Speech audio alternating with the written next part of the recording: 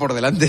No, es que me han operado, me han hecho una pequeña intervención y tengo frío en el pecho. Ah, vale. Se ha depilado. ¿Te has puesto tetas?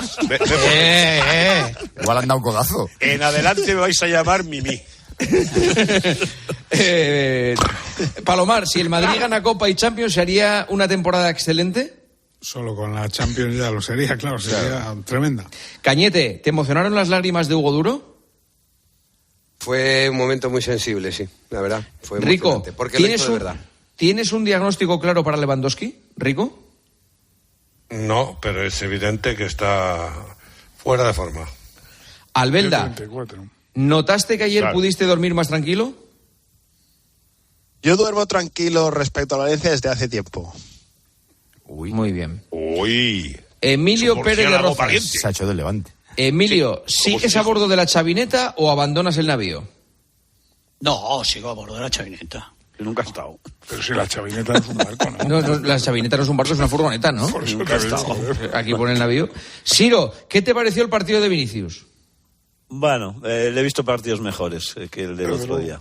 Pero no fue el único, ¿eh? Yo creo que el Madrid estuvo regularcito ayer. Malo otro partido. Antoñito, si fueras Gilmarín, ¿habrías añadido más cosas? Al comunicado, sí, un par de ellas más. Cuenta, ¿cuáles? No lo voy a revelar en público, pero... Bueno. Antoñito, cuando hagas el comunicado lo revelas. Un par de ellas. ¿Dónde lo vas Porque a no la revelar, sabe. entonces? Ha dicho un par de ellas más, pero no sabe cuáles. Algo a favor de Rubiales. Ahora mismo no le... Pues Un mira, mensaje de apoyo a Rubiales, de verdad. Mira, a Rubiales le voy a defender siempre, porque Señor, está siendo muy a mí me víctima parecía de el muchas fútbol. cosas que no es culpable. Correcto. Muy bien.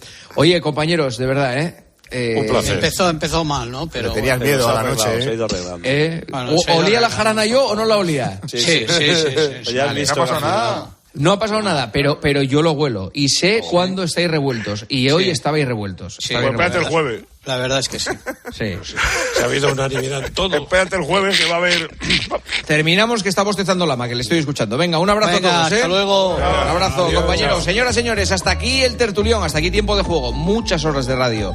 Mañana volvemos a las 11:30 a hacer tiempo de juego, a las 9, para dispositivos móviles y Copemas, con el partido Getafe-Villarreal o Villarreal-Getafe, que es en el Estadio de la Cerámica, y después a las 11:30 les esperamos en el partidazo. Gracias, adiós. Juanma Castaño. Tiempo de juego. COPE. Estar informado.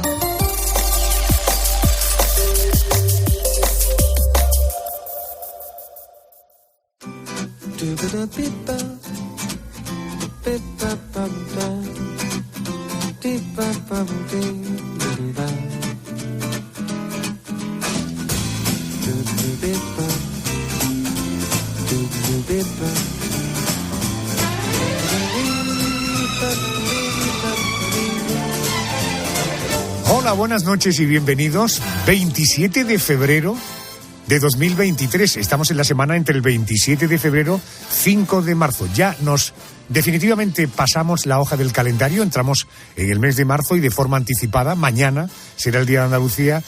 Quiero felicitar a los andaluces. Como veis, es Por favor, la botella de anís y la botella de whisky, quítenla de ahí. Estas voces angelicales que suenan son las del equipo del programa. Los superhéroes. Superhéroes como, por ejemplo, la superheroína La Mensajera. Yolanda Guirado, muy buenas noches. Buenas noches, Adolfo. Pues La Mensajera, como cada semana, viene a contar a los oyentes cómo pueden contactar con nosotros, porque es muy fácil. Mira, pueden mandarnos un correo electrónico a lanochearjona@cope.es. También pueden mandarnos un mensaje a través de las redes sociales. En Twitter somos La Noche Arjona y en Facebook La Noche de Adolfo Arjona. Y si lo prefieren, pueden enviarnos una nota de voz por WhatsApp. El número de teléfono es el 650-564-504. Yolanda, cuando se incorporó a este equipo, lo primero que nos dijo, ojo que yo soy de letras, por eso le encargamos que nos diga cuántos días queda, cuidando al equipo, ¿cuántos días queda para que termine el año, Yolanda? Y yo sufro cada semana, y resto y vuelvo a restar, y Carmen me ha dado alguna aplicación y tal, pero yo no me fío más de los dedos, de es que los ya números. en redes te han dado de vez en cuando, ¿eh? Sí. Bueno, ¿cuántos días quedan? Que los oyentes cuentan muy bien. Faltan 307 días para que termine el año. Espero haber restado bien. 307 días para que acabe el año. La dama oscura del programa. Mónica García, buenas noches. Expediente de la Crónica Negra. Sí, hola Adolfo, déjame que te salude lo primero. Abrimos el expediente de John Jay, que es un asesino en serie inglés al que apodaron el vampiro de Londres. Te contaré que fue condenado por varios asesinatos, pero la singularidad de este hombre es que bañaba los cuerpos de sus víctimas en ácido sulfúrico. Era su forma de intentar hacer desaparecer los cuerpos porque estaba obsesionado con conseguir el crimen perfecto. ¿Un cuerpo llega a desaparecer cuando lo sumergimos en ácido sulfúrico? Luego te lo cuento. 1, 2, 3. Después de la Crónica Negra llegará nuestro especial, por tanto, la especialista del programa, Carmen Cerván. Buenas noches. Hola, Adolfo, buenas noches. A partir de las 2 de la madrugada, la 1 en Canarias, vamos a descubrir a mujeres desconocidas para la mayoría, pero que tuvieron un papel fundamental en la Segunda Guerra Mundial. De una francotiradora conocida como Lady Muerte, que abatió a más de 300 nazis, a la primera criptoanalista de la historia, una mujer que fue capaz de descifrar mensajes de los alemanes con técnicas absolutamente rudimentarias y además siendo ella autodidacta. Todo esto después de las noticias de las 2, 1 hora menos en Canarias. Un especial que queremos dedicar muy especialmente al único, al irrepetible, al mejor amigo del hombre, que es Paco González, que es uno de los frikis más potentes de todo lo que tiene que ver con la Segunda Guerra Mundial. En él hemos pensado, para darle esta vuelta, buscar este prisma, mujeres clave en la Segunda Guerra Mundial. Y a continuación, el porqué de las cosas. El daddy de question del programa, Pedro González. Buenas noches. Buenas noches, Adolfo Argona. ¿Qué tal? ¿Cómo estás? O sea, que te parece... No, te he dicho que... Te he dicho, tienes que leer un poco rápido, pero no tanto. Pero te ha venido abajo, pero buenas noches, me llama Adolfo Argona. A partir de las 2 de la madrugada, 3 en Canarias... De las 2, ¿qué he dicho? De las 3, 2 en Canarias, eso es. A partir de las 4, 3 en Canarias, vamos a saber... ¿Por qué los chinos dicen que a la Tierra se le ha parado el corazón y si tiene algo que ver con el frío que hace en los polos? Un frío que algunos combaten a base de beber alcohol sabiendo que le puede producir resaca y que otros lo hacen mojando pan en el ketchup pensando que están comiendo tomate. Bueno, pues más o menos por ahí irán los tiros del porqué de las cosas. Dicho esto, correos y audios. 2 correos, te cuento muy rápido. Javier Álvarez Márquez se empeña en contarnos que no sabe cómo descargarse la lista de Spotify de el famoso especial de los enamorados. Bueno, a mí lo que me han dicho es que te vas a cope.es, ahí búscalo, está la lista y te la hemos puesto con enlaces para que además incluso tengas imágenes. A partir de ahí yo no sabría contestarte nada más. Pues esa es la mejor respuesta. Fran Lucas Herrero escribe, él es historiador, peregrino y dueño de la página web esmicamino.es. Dice que le encantaría y está dispuesto a echarnos una mano a que dedicáramos un espacio al Camino de Santiago, a su historia y todo eso. Tomo nota. Hecho. Audio. Hay uno que tiene que ver con un oyente que tiene que ver con lo que hablamos la semana pasada sobre el sapo y una canción del final de ese especial. Hola, me llamo Arturo y les quiero felicitar a usted y a todo su equipo por el programa. Me encantó la historia del sapo y ahora estoy enganchado a la serie. Al final puso un tema en inglés que me sonaba una versión de otra canción. ¿Me podían decir el título y quién la canta? Gracias.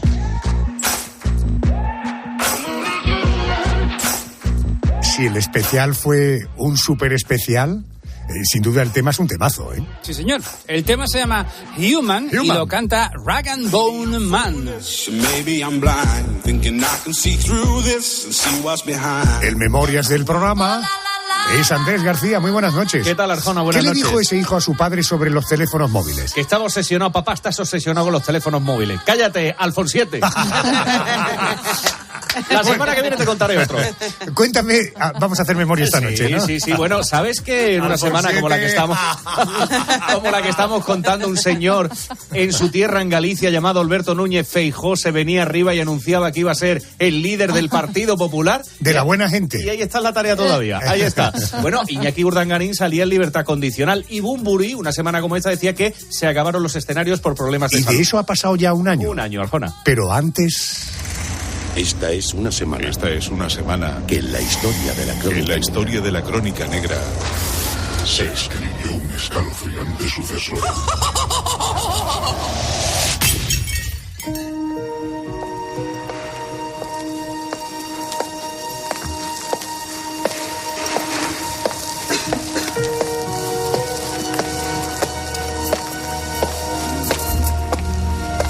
La señora Olive Durand Dicom, de 69 años, acudió confiada a la vivienda de aquel amable hombre que parecía interesado en financiar su negocio de venta de uñas postizas.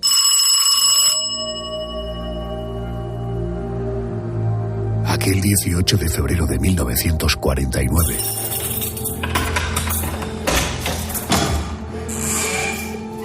La mujer entró en una casa de la que jamás saldría con vida.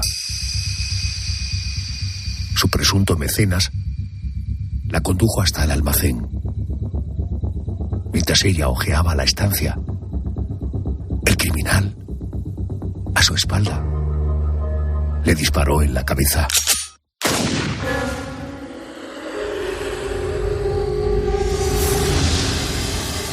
Ya muerta, le hizo un corte en el cuello con una navaja, para después volcar en un vaso la sangre que manaba y que se bebió con auténtico placer. El asesino, el británico John George Haigh, decidió hacer desaparecer cualquier huella del crimen, tal y como había planeado desde hacía tiempo. Tras quitarle al cadáver los objetos valiosos que portaba, lo introdujo en un bidón que luego llenó con ácido sulfúrico.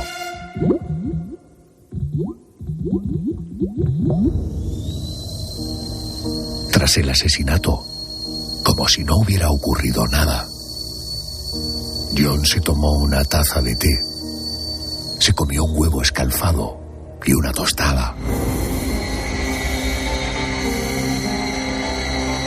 2 días después, en aquel bidón, solo quedó flotando un trozo de grasa y un hueso. Aquella pasta en la que se había convertido la señora Durand Deacon fue arrojada junto a un cobertizo.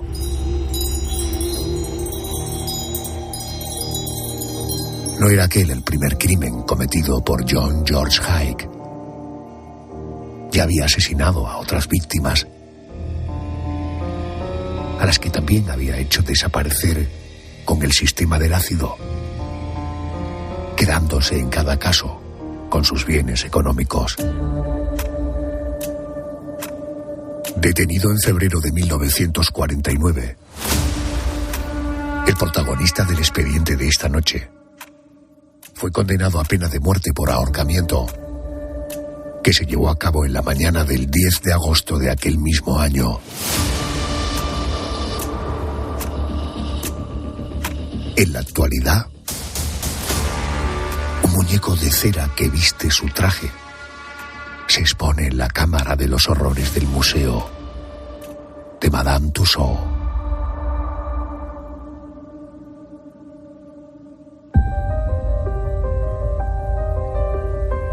Mañana se cumplirán 74 años del arresto de este asesino británico llamado John Haigh, apodado el vampiro de Londres.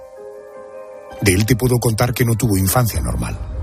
Su familia pertenecía a una secta cuyos miembros evitaban todo contacto con el exterior.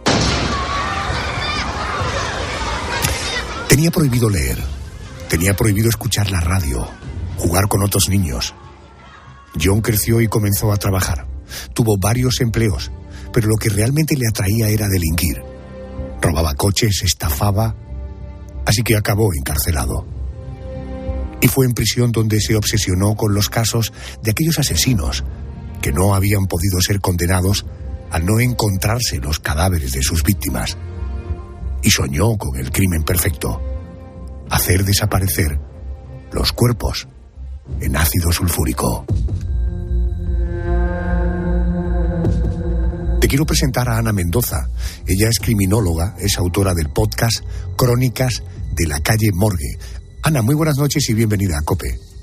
Hola, buenas noches, Adolfo. Buenas noches. A ver, una vez que seleccionaba a sus víctimas, ¿cómo cometía los asesinatos? ¿Cuál era el modus operandi del vampiro de Londres?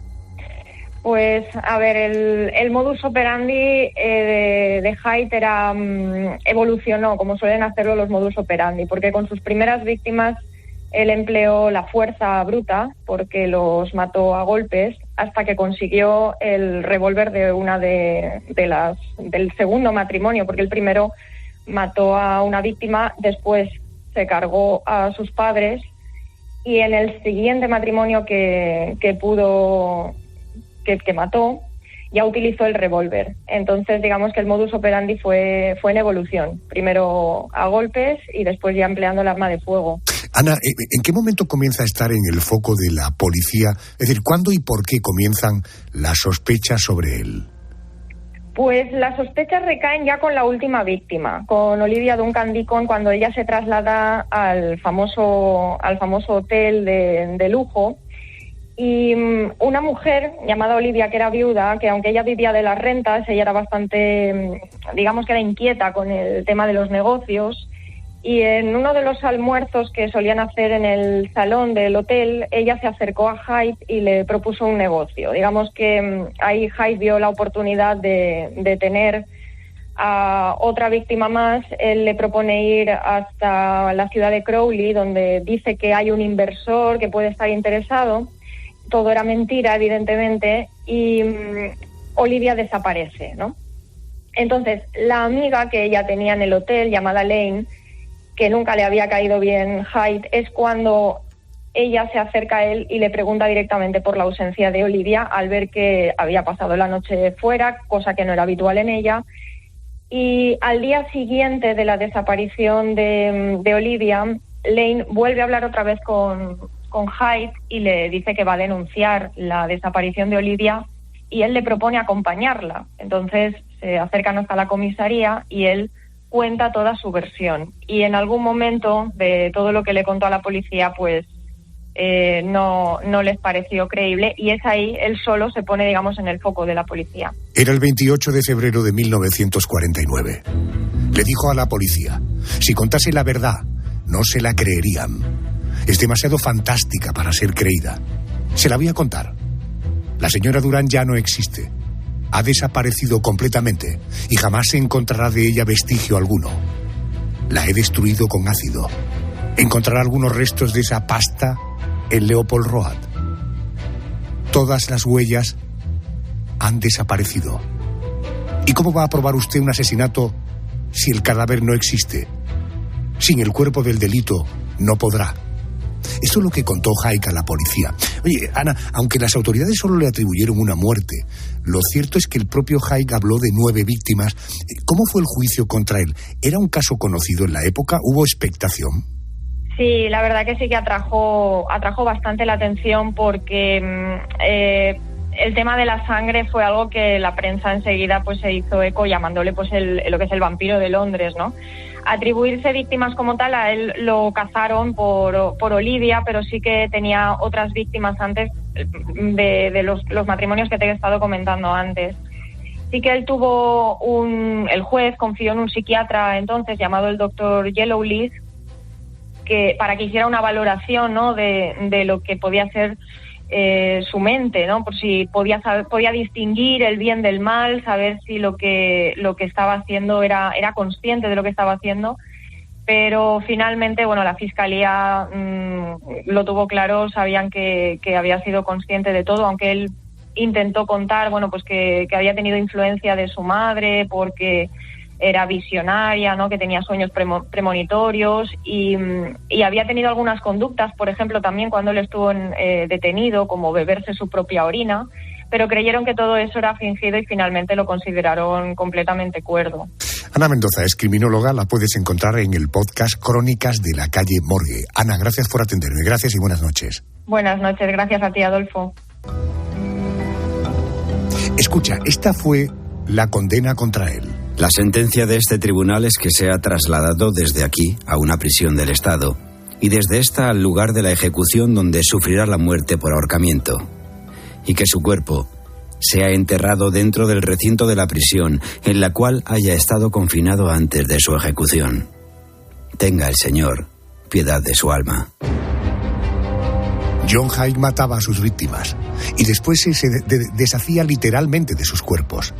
Se encargaba de que no quedara rastro, disolviendo sus cadáveres en bidones llenos de ácido sulfúrico. Miguel Botella, voy a hablar con él ahora, es catedrático de Antropología Física y Forenses, profesor emérito de la Universidad de Granada. Profesor Botella, muy buenas noches y bienvenido a COPE.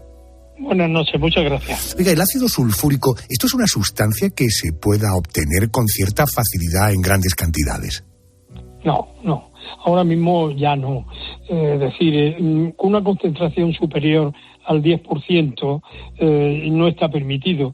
Hay un reglamento ya de la Comunidad Europea y desde 2021 no se puede comprar salvo en casos excepcionales, es decir, profesionales, por ejemplo, los que cargan las baterías de los coches, o químicos, o algún analista de la universidad, por ejemplo, de algún centro de investigación.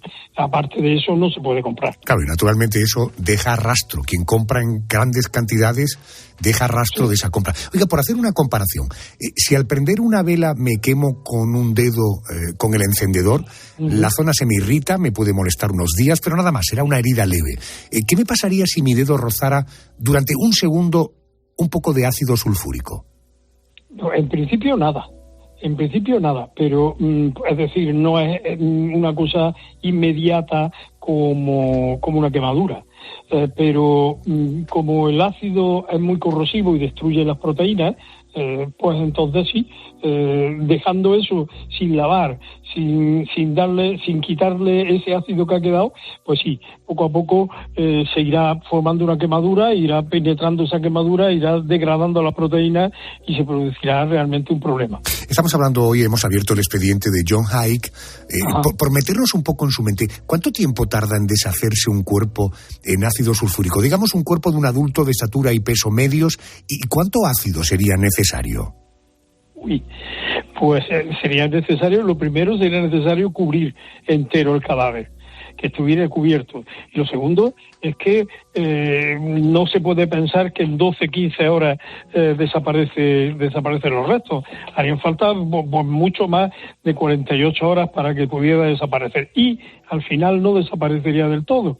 Es imposible, porque quedaría grasa, quedarían dientes o quedarían restos de huesos, sobre todo reducidos a polvo, porque lo que hace el ácido sulfúrico en este caso, clorhídrico destruye los huesos, pero lo que hace es destruye, como he dicho, las proteínas. Entonces el colágeno del hueso lo destruye totalmente y el hueso se queda reducido a una pasta o a un polvo que siempre quedará ahí. Entiendo. De esos restos que puedan quedar, que de hecho quedan, ¿se puede obtener información genética para identificar a quién pertenecen esos restos? No se puede obtener porque como se degradan las proteínas, se degrada el ácido ribonucleico y el ADN y el RNA, y entonces no se podría obtener. Habría grasa informe, quedarían algunos fragmentos de hueso, pero no sería posible hacer la identificación genética. Entiendo. Estoy hablando con el profesor Botella, es catedrático de Antropología Física y Forense.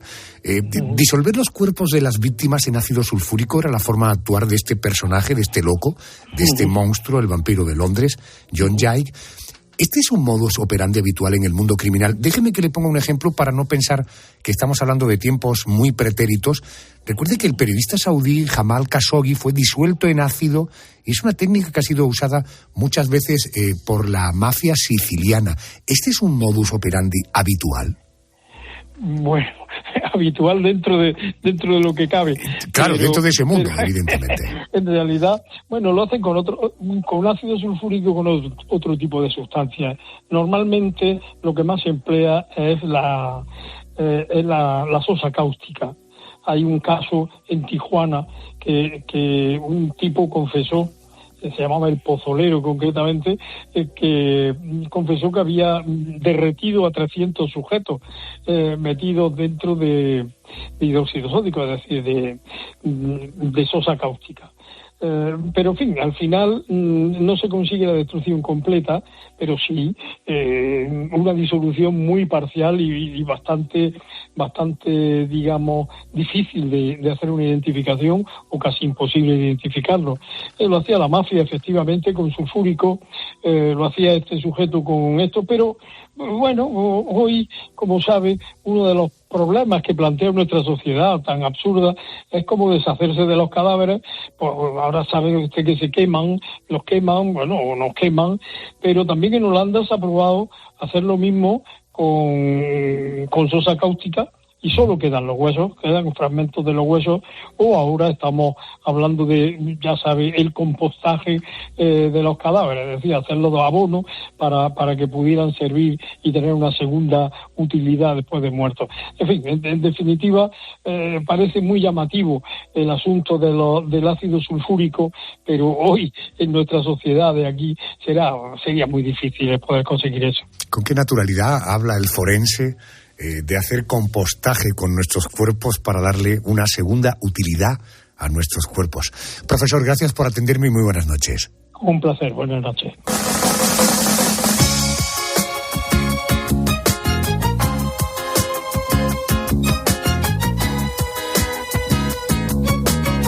Si eres de los que te interesan mucho asuntos relacionados con la Segunda Guerra Mundial, esta noche estás de suerte, porque a partir del boletín de las 2, 1 en Canarias, nuestro especial tiene que ver con la Segunda Guerra Mundial. Pero esta noche queremos contarte mujeres que fueron clave en el desarrollo y en el desenlace de la Segunda Guerra Mundial. Boletín de noticias, 2 de la madrugada, 1 en Canarias. Venga, luego entramos en nuestro especial mujeres que fueron clave en la Segunda Guerra Mundial.